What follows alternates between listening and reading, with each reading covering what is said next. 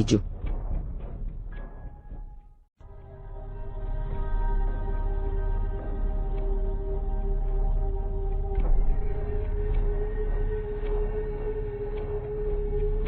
Irei começar falando nesse vídeo como os missionários invadiam os territórios das bruxas. Não era só a gente que invadia as igrejas. Os missionários entravam nas vilas das bruxas para pregar. As almas aceitavam a Jesus como Salvador e não procuravam mais as bruxas, e deixaram de consultar a gente para ir às igrejas. Os novos convertidos não acreditavam mais nas bruxas, e perdemos muitos clientes que pagavam caro pelos nossos serviços. E passamos a odiar os missionários que vinham de longe para nos perturbar, enquanto os pastores ficavam em suas igrejas. Os missionários vinham para a nossa vila, alguns enviados por Deus e outros pelos seus pastores. As bruxas começaram a odiar os missionários muito mais do que os pastores, e alguns deles alugavam salões para começar uma nova obra a mando dos seus pastores. E uma igreja dentro da Vila das Bruxas era uma afronta. Quando a igreja era rebelde, igreja mundana, não incomodava os espíritos da feitiçaria que trabalhavam para a gente. Quando a igreja era neopentecostal, a gente dava muita risada por praticarem as mesmas obras que a gente. Quando a igreja tinha envolvimento com a maçonaria, era nossa aliada. Quando a igreja era séria e pregava a verdade, incomodavam as bruxas. E aquelas igrejas dirigidas pelo Espírito Santo onde ele opera, e o pastor fundador era levantado por Deus. Essas igrejas que antes de serem fundadas já estavam nos planos de Deus, sendo projetadas para dar o seu início. Essas igrejas, quando eram abertas nas vilas das bruxas, enfraqueciam os nossos poderes. A unção dessas igrejas entrava na casa de bruxaria ou templo, atrapalhando o nosso trabalho. E os demônios fugiam. Até os nossos poderes de adivinhações e visão não funcionava, porque a unção dessas igrejas cortava nossa ligação com o mundo das trevas. E quando os missionários apareciam na vila, as bruxas temiam que eles abrissem igrejas na vila. Não eram todos que faziam isso, alguns apenas pregavam, e depois voltavam para seu país. As bruxas não sabiam quais eram as intenções deles, e lançavam magias e faziam rituais para eles se afastarem. As bruxas dificultavam as obras dos crentes, e tentavam detê-los quando eles apareciam perto da nossa vila. Jogávamos enfermidades para eles ficarem de cama, e não pregarem a palavra de Deus, deixando eles em condições desfavoráveis. A gente lançava espíritos do pesadelo para não os deixarem dormir, e não conseguirem fazer a obra de Deus durante o dia por causa do sono. A gente lançava espíritos da sexualidade para entrarem nos sonhos dos missionários, e assim eles sonhavam que estavam fazendo sexo com mulheres. Quando aparecia um missionário que operava sinais e maravilhas, e quando curava as pessoas, a gente pagava um rapaz para mentir sobre o missionário. A gente orientava o rapaz a dizer mentiras sobre o missionário, e esse rapaz dizia para a igreja que o missionário era bruxo e o conhecia, e a igreja não acreditava mais em seus milagres e o chamavam de feiticeiro. As bruxas dificultavam as obras dos missionários. A gente pagava as pessoas para escandalizarem os missionários na vila. Hoje em dia, as mentiras e os escândalos são mais virtuais. Tem muitos maçons, feiticeiras e até mesmo crentes que pagam para outras pessoas mentirem para destruírem ministérios levantados por Deus. E essa gente começa a difamar os filhos de Deus, e inventam mentiras no YouTube para fazerem as pessoas duvidarem dos verdadeiros homens de Deus. E quando um missionário abria uma igreja na vila, as bruxas tentavam dificultar as bênçãos do povo que congregavam nessa igreja. A gente fazia rituais para o povo não receber as bênçãos. A gente mandava uma magia de bloqueio em forma de um cobertor espiritual,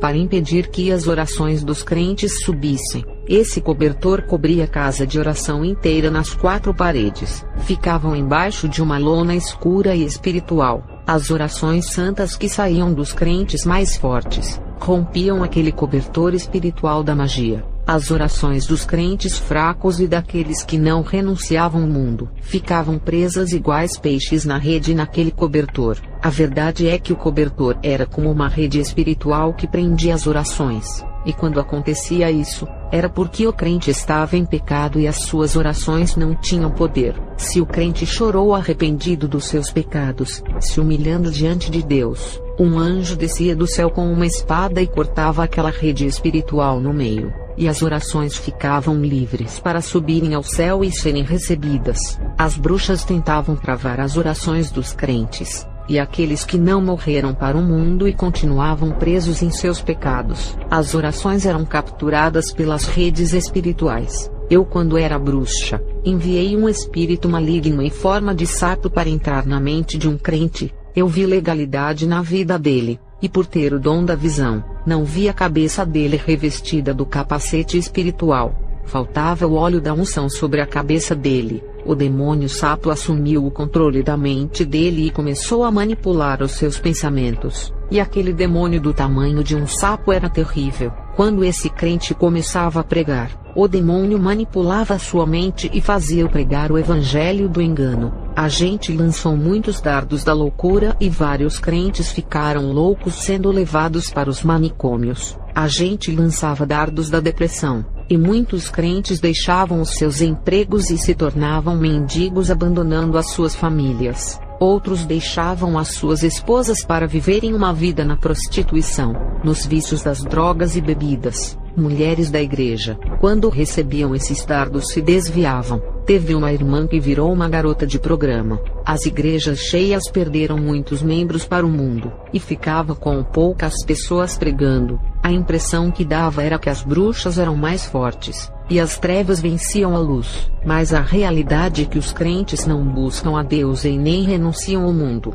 As bruxas fazem o papel delas, que é se dedicarem aos seus livros, se aprofundam em seus rituais e obedecem a Satanás. E os crentes não obedecem ao seu Deus, e nem praticam o que estudam na Bíblia. As bruxas nunca dizem não aos demônios, e os crentes dizem não ao seu Deus. Os crentes que se rebelam ao desobedecerem a palavra e não se dedicam, não podem vencer as bruxas que obedecem a Satanás 100%. A gente lançava dardos da depressão que alguns crentes se suicidavam. A gente lançava magia na mente daqueles que não tinham o capacete da salvação. Falarei mais sobre os planos maçônicos de destruírem as igrejas. Os maçons construíram igrejas falsas, para fazerem emboscada para os crentes que estavam firmes. Os pastores maçons convidavam os pastores das igrejas sérias para pregarem nas igrejas falsas que eles fundaram, e os maçons ofereciam muito dinheiro para corromperem os homens de Deus.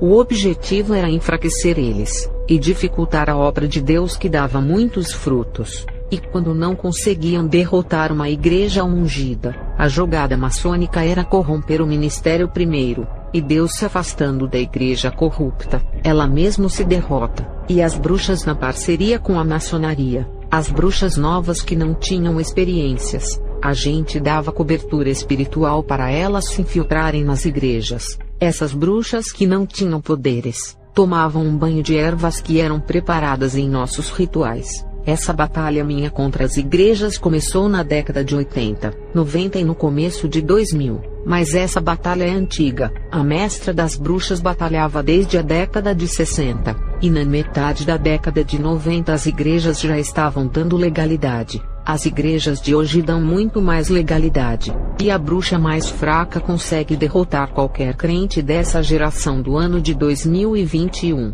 Existem homens de Deus hoje, mas a cada ano vai se tornando raro. Está difícil achar um homem de Deus, porque quando um morre não tem outro para substituir no mesmo nível. Eliseu substituiu Elias e não foi inferior na unção, mas foi usado da mesma maneira em igualdade com o seu mestre. No ano de 1995, quando algumas igrejas davam legalidade, as bruxas conseguiam desarticular a missão e os projetos de muitos pastores. A partir daquele ano, o alarme de perigo tocou muito fácil. A nossa magia afetou muitos ministérios. Evitamos muito evangelismos e impedimos muitas obras. Neutralizamos os crentes na mesma época em que o liberalismo começou a entrar. A modernidade começou a entrar nos cultos daquele ano. E de 1995 em diante, o jogo começou a virar em favor de Satanás. Antes desse ano, não havia vitória do lado do mal tão expressiva. Eram poucos que se desviavam. A década de 80 foi a batalha mais travada contra a igreja. As inovações satânicas queriam entrar nos cultos e os pastores resistiam. Os crentes dessa época não usavam quase nada que pertencia ao mundo. Eles eram desconfiados. A década de 70 foi o das invenções das coisas diabólicas.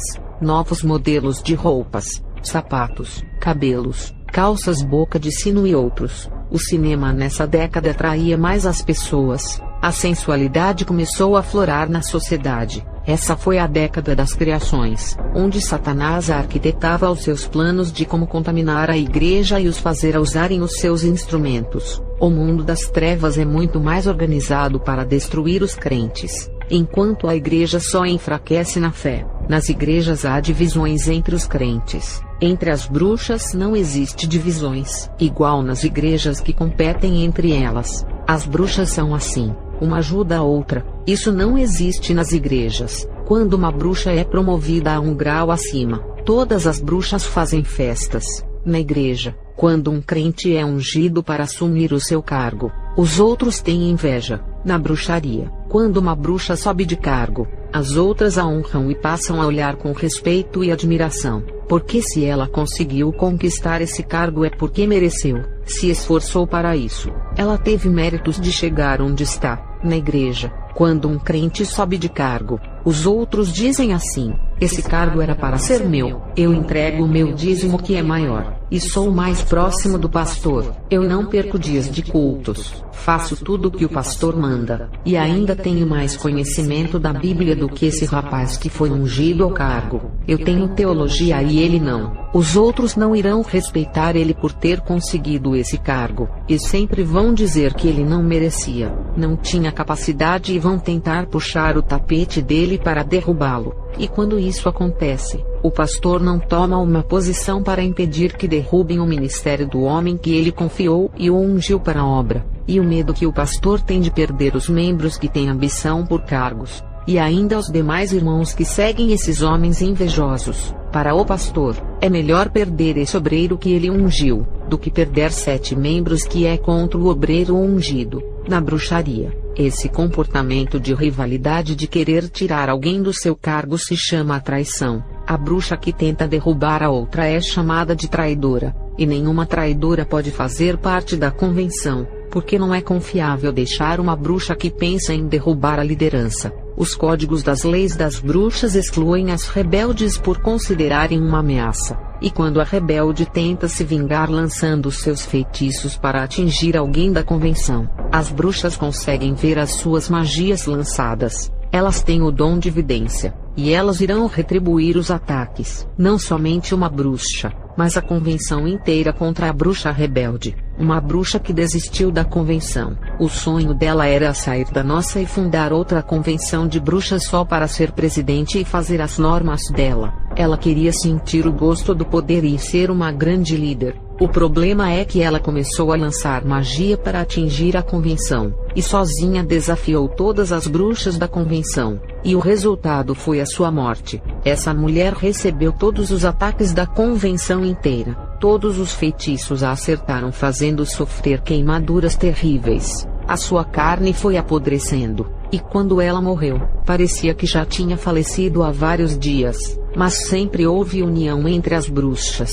Elas são muito treinadas e praticam a doutrina satânica dos livros. As igrejas de hoje estão desunidas, e a noiva amada do nosso Senhor Jesus é um povo só, dentro da esfera espiritual. Um povo unido batalhando contra o mal vence. Um povo desunido que lutam entre eles. Trocam insultos de palavras, um ofendendo o outro e falando mal da igreja onde o irmão congrega. Isso desgasta a igreja, e a deixa mais fraca para os demônios a destruírem. Enquanto as igrejas lutam entre elas por causa de doutrinas ou disputas de almas, os demônios entram dentro dessas igrejas distraídas e operam, porque todos estão tão despercebidos, pensando em confrontar os outros crentes de outros ministérios, e ainda escandalizar as outras denominações, pensando que as almas irão deixar de serem membros de lá para congregarem com eles. Enquanto estão ocupados com essas coisas, Os demônios estão colocando suas estratégias dentro dos ministérios. As bruxas são unidas e não lutam entre elas, e os seus poderes crescem. A Bíblia diz que um reino dividido não pode permanecer por muito tempo. A igreja está tão dividida, que a cada ano se tornam mais carnais e egoístas, morrendo em seus delitos. Quando era bruxa, enfrentei alguns crentes de um grau espiritual acima do normal. Eram crentes diferentes daqueles que as bruxas conseguiam neutralizar. Esses crentes se destacavam muito no mundo espiritual. Quando as bruxas lançavam dardos neles, a unção estava tão alta que os dardos se dissolveram ao chegar perto deles. Quando a gente fazia um ritual de magia negra, para construir várias barreiras espirituais, para impedir as bênçãos desses crentes de descerem, eu vi um anjo com a sua espada de fogo cortando todas as barreiras dos ares que impediam os anjos das bênçãos descerem. Às vezes, quando os anjos cortavam todas as barreiras espirituais, e as bruxas vendo que perderam para os anjos a guerra,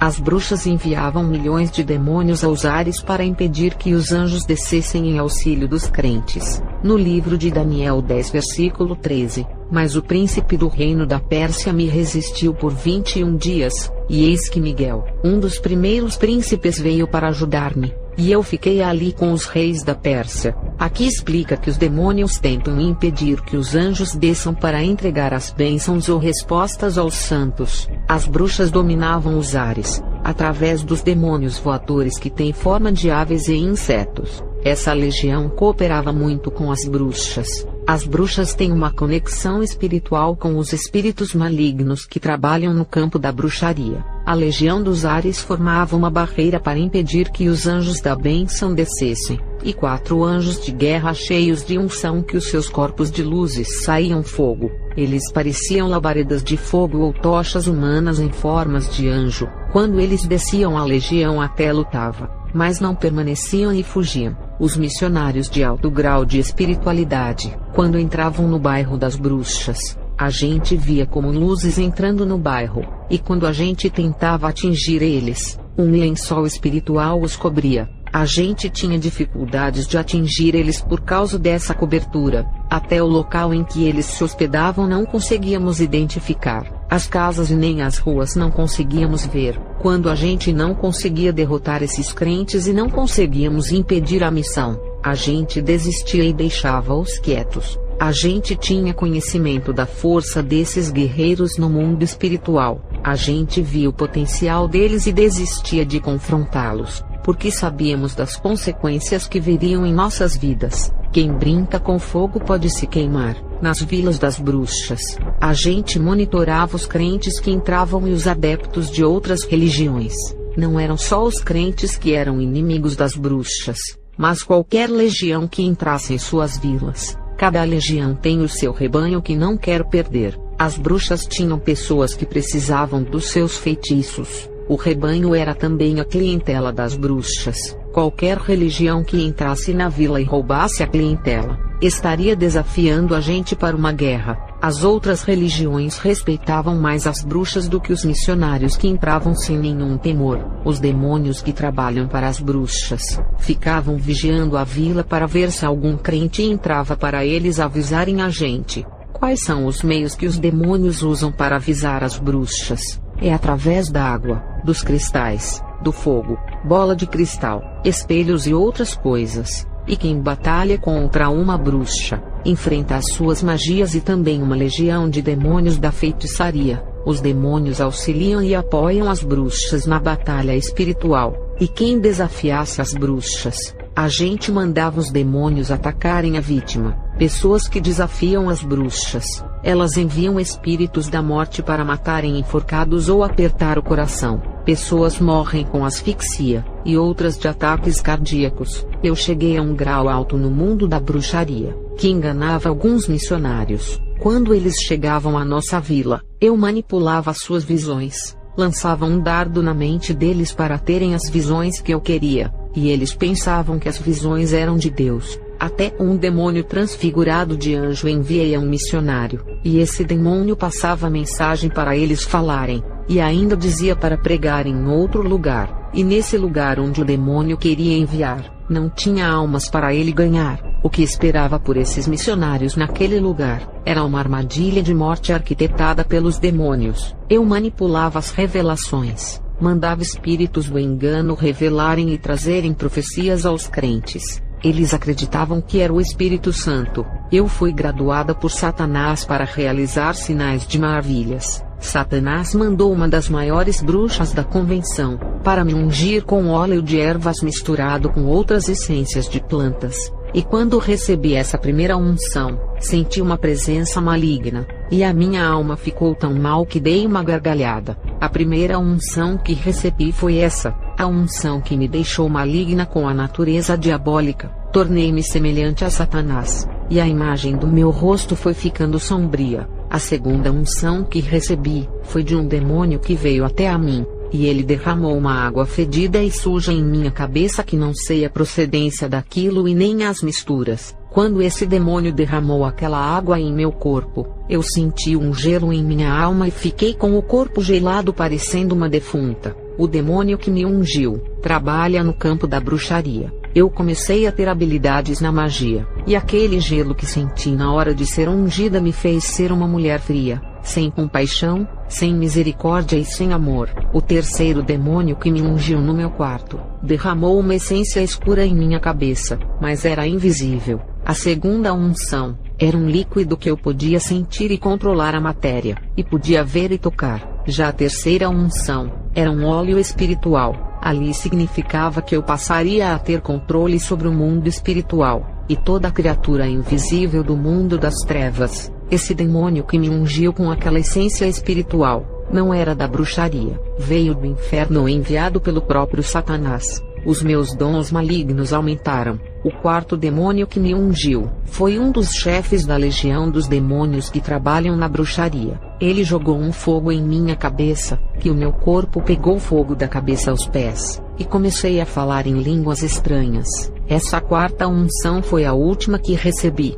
A quinta unção seria feita pela líder da bruxaria, a que coordenava as bruxas e orientava como deveria ser. Eu não cheguei a receber essa unção que era a quinta. A sexta simbolizava o número da besta, e a última unção e a mais difícil eleva o grau da bruxa. É o próprio Satanás que vem para ungir, por ser a mais importante unção. No mundo da bruxaria, as bruxas respeitam as hierarquias e obedecem aos espíritos diabólicos. As infantarias demoníacas é uma legião que usam armas espirituais para atingirem as pessoas. Eles usam dardos, flechas, lanças, tridentes e outros tipos de armas invisíveis. Eles ferem as pessoas de mortes, e aqueles que Deus não os permite morrer, eles ferem com as suas armas malignas deixando-os enfermos. E a artilharia do inferno que usam armas espirituais da morte, sempre estão preparados para as batalhas espirituais. E a igreja de hoje não está. E a cavalaria oficial de Satanás que prende as almas em diversas prisões. Eles usam correntes em suas mãos, cadeados, chaves e ferrolhos, e também carregam gaiolas e pequenas celas para aprisionarem as almas ainda vivas na terra. Eles prendem as suas almas espiritualmente. Eu falo porque eu vi esses demônios, e cada cadeado que eles carregavam em suas mãos tinha o nome de um tipo de prisão. Em um cadeado estava escrito prisão tecnológica. Na época, a televisão e o cinema eram as principais prisões. Hoje a internet trouxe muitas redes sociais e sites diabólicos que fazem parte desse cadeado tecnológico. O outro cadeado que vi estava o nome drogas. É um tipo de prisão que vicia as pessoas. O outro cadeado estava escrito bebidas alcoólicas. É outro tipo de prisão. O outro cadeado estava escrito mamon. É outro tipo de prisão que faz o homem ser escravo do dinheiro, fazendo esquecer-se de Deus. O dinheiro tira todas as dependências das provisões divinas e se coloca como uma solução. O dinheiro fala assim: vocês não precisam de ninguém e nem de Deus. Eu sou a solução para tudo o que quiserem. Eu vi um cadeado que estava escrito sexo. É um tipo de prisão que deixa as pessoas presas na fornicação, adultério, prostituição, orgias, surubas, homossexualismo, necrofilia, zoofilia, mudança sexual como lésbica, transexual e mutilação das áreas íntimas como remoção dos testículos para a mudança de sexo. Existem diversos vícios sexuais que são nojentos e abomináveis a Deus, que são prisões. Existem diversos cadeados de prisões que eu não me lembro. Os nomes são difíceis. Essas que falei dão para decorar. O cadeado da tecnologia no meu tempo de bruxa prendia as pessoas em novelas e filmes. Hoje os games e os aplicativos também fazem parte da tecnologia. Esses demônios da batalha espiritual são letais para quem não é salvo. As magias das bruxas também são letais para aqueles que não estão com as suas vidas consertadas. No mundo espiritual, eu via territórios espirituais em formas de quadrados cercados por fios elétricos, que impedia que alguém fugisse desses territórios. Esses demônios prendem as pessoas aprisionadas dentro de tal território espiritual. Quando uma pessoa está viciada em algum pecado, ela está presa. E o território onde ela se localiza aprisionada pode ser a tecnologia, sexo, drogas, bebidas, mentiras, roubos ou em qualquer pecado que vicia. As redes sociais é um dos territórios espirituais que prendem as pessoas. Os jornais que manipulam as notícias, e até mentem para terem ibope e audiência, é um território de aprisionamento. Aquele seriado viciante de várias temporadas, ou novelas que prendem a pessoa até o último capítulo são prisões. Os desenhos que são territórios de aprisionamento infantil. Os games que prendem tanto jovens e crianças também são prisões. A fofoca é um vício, ou falar mal de todo mundo é um território de prisão, sendo que o vício está na língua da pessoa. O crente pode se libertar de algumas prisões como redes sociais, televisão, futebol e pornografia, mas pode estar preso no território da exaltação, da língua que fala mal e da soberba. É preciso se libertar de todos os territórios do pecado, para que esteja preparado para subir ao céu. Um crente liberto de todos os territórios está pronto para morrer. Não existe nenhuma corrente espiritual que lhe prenda em algum pecado. Essas correntes espirituais e cadeados, quando algemam os crentes, impedem deles subirem. É como um cachorro que tenta fugir, mas não consegue por estar preso em uma corrente ligada na árvore. Não se pode ser salvo estando preso na corrente das trevas ou no poder do maligno. Eu vi gaiolas espirituais com mais de 2 metros nas mãos dos demônios. Um passarinho não consegue voar ao céu quando está preso na gaiola. O seu voo ao céu significa a sua liberdade. Se Jesus vier hoje, e a igreja estiver presa em alguma gaiola espiritual, não irão subir. Para voar ao céu ao encontro de Jesus, tem que estar livre. O voo da igreja até as nuvens significa a sua liberdade, e a liberdade está em Jesus. Embora servir a Jesus e deixar de fazer várias coisas desse mundo, para muitos pode parecer uma escravidão por privar a carne de muitas coisas, mas isso não é prisão, mas libertação. A carne quer se viciar no pecado e ficar presa nas coisas do mundo. Isso é prisão. A carne não sabe discernir o que é liberdade, por pensar que os prazeres carnais é ser livre. O espírito do homem já sabe discernir o que é liberdade e o que é escravidão. A salvação é quando você se torna livre de todas as correntes. A salvação é você não estar preso em nenhum território de Satanás. A salvação é você estar livre dessas gaiolas espirituais.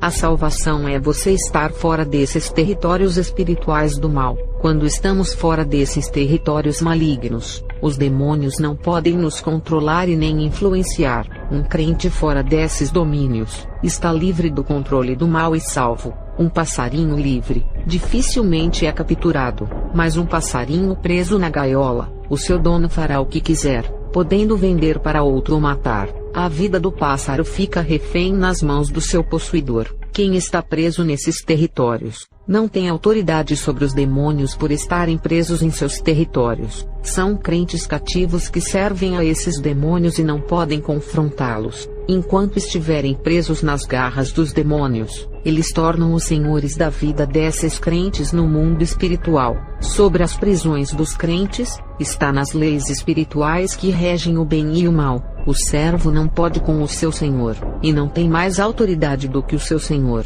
Para não poder mais servir ao seu senhor, ele tem que sair dos seus domínios e deixar os territórios do seu senhor. Ele tem que romper a sua aliança com esse senhor para ter aliança com outro senhor. E no mundo espiritual, quando se rompe a aliança com o seu senhor, irá fazer aliança com outro senhor que poderá servir. No reino espiritual, ou você serve a Jesus ou a Satanás, por existirem dois caminhos, o largo e o estreito, a luz e as trevas, o bem e o mal. Quando deixa de servir um, estará servindo o outro. Quando sai do domínio de um, mesmo sem querer entra no domínio do outro. Essas coisas estão fora de nossos controles, porque são leis que regem o mundo espiritual e também o mundo material, ou mundo físico ou mundo terreno. Chamem do jeito que quiserem chamar. Não dá para libertar uma pessoa orando pela sua vida e a dela. Se você estiver preso em um dos territórios malignos, talvez você esteja aprisionado em um território diferente daquela pessoa a quem está orando,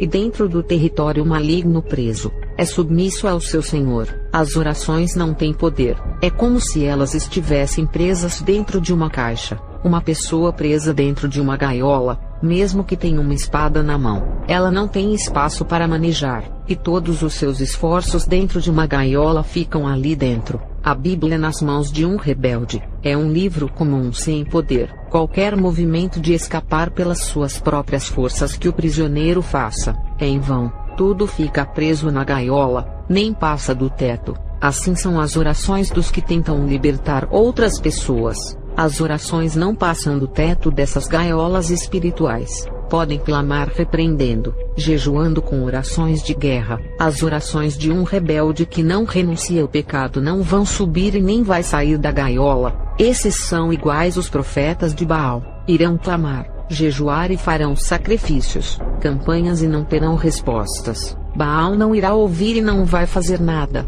Baal não tem prazer de fazer as suas vontades. Baal quer manter os prisioneiros presos e irá ignorar qualquer clamor. Embora vocês clamem ao Deus do céu para fazer alguma coisa em seu favor, ele não pode atender porque não servem a ele. Um rei não pode fazer nada por um servo que serve a outro rei. Um rei não pode atender os servos que estão fora do seu castelo, território e sobre o domínio de outro rei. Um rei não pode fazer nada por alguém que serve a outro senhor, vive na área desse outro rei e serve as suas leis. A única oração que Deus ouve de um rebelde é a oração do arrependimento de toda a alma e coração. É essa oração que cortará a aliança com o rei do mal, e faz o rei do bem resgatar o prisioneiro. Não se pode servir a dois senhores, ou você agrada a um e aborrece o outro. Não dá para servir a Jesus e ao diabo. Tem crentes que ficam na igreja participando do corpo de Cristo, e estão no mundo praticando tudo o que agrada à carne. Jesus não divide a sua esposa com ninguém.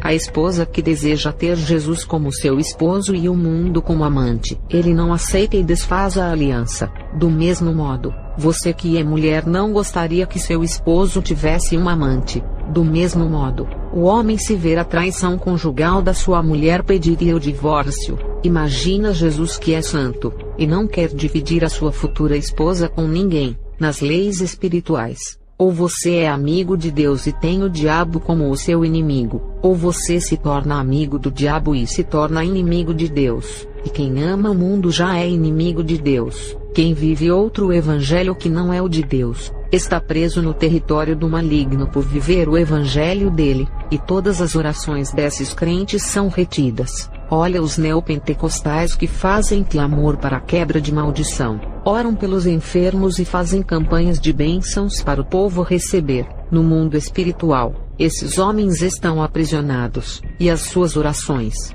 os seus clamores e as suas campanhas ficam retidas em seus territórios de prisões. Eles não têm autoridade para orar e fazerem acontecer, a não ser que eles tenham um acordo com o Senhor que os mantém presos. Que acordo é esse? Funciona assim: já que eles estão presos no mundo espiritual, não podem fazer nada e muito menos libertar alguém. O Senhor que o aprisionou pode enviar os demônios para obedecer às ordens deles e operar muitas maravilhas. curar e abrir portas de empregos. As bruxas também estão presas dentro do território espiritual dos demônios, e são chamadas de servas do diabo ou escravas. E dentro desse território as bruxas fazem o mal, e são submissas aos demônios e não podem se libertar por elas. Uma pessoa em prisão não pode fazer o mal, ela se torna inofensiva no mundo espiritual, mas dentro desse território de prisão, existem acordos e pactos, onde os prisioneiros podem fazer o mal mesmo estando presos, e participarem do exército de Lúcifer. As bruxas são prisioneiras de Satanás, mas estão no exército dele, e podem batalhar contra a igreja e ganharem autoridades e dons. Os agentes de libertação de Jesus têm autoridade para entrarem na vida dessas pessoas que estão aprisionadas nesses territórios, assim como levantou Débora, Eude, Sangar e Gideão para livrarem o povo de Israel da opressão dos reis. Para entrar em um desses territórios do maligno, não pode estar preso em nenhum deles, tem que ser enviado por Deus para soltar os prisioneiros. Quando é um ungido de Deus e entra nesses territórios, os demônios não conseguem prender e tentam guerrear pensando em vencer, e quando o homem de Deus entra, ele carrega uma espada espiritual que corta as gaiolas, correntes, ferrolhos e cadeados. Essa espada é a palavra da boca do ungido, que é afiada igual espada de dois gumes. Essa espada só tem efeito na boca dos verdadeiros guerreiros,